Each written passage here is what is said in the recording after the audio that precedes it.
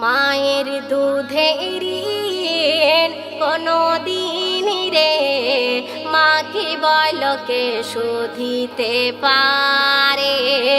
মায়ের দুধের ঋণ কোনদিন রে মাকে বলকে শোধিতে পারে। একেবারে হযরত আলী বিপদে